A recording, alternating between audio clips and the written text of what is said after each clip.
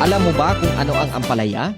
Oo, itong gulay na madalas na iniiwasan dahil sa pait ay isa sa pinakakamanghamanghang halaman sa ating kusina. Ayon sa mga herbal researchers, hitik ito sa vitamin C at antioxidants na tumutulong magpalakas ng immune system at magpabagal ng cellular aging. Ang dahon at prutas nito ay matagal nang ginagamit sa tradisyonal na panggagamot dahil may compounds itong tinatawag na charantin at polypeptide P na kilala sa kakayahang makatulong sa mas maayos na pag-regulate ng blood sugar kapag isinama sa balansing dieta at payo ng doktor. May mga pag-aaral ding tumutukoy na ang ampalaya ay may natural anti-inflammatory at antimicrobial properties kaya tinuturing itong isa sa mga functional foods ng Asia.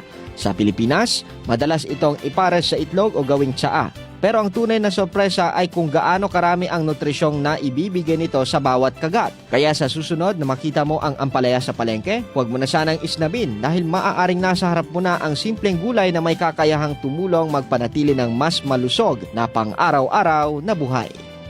Halim Abbas, NDBC, Bida Balita.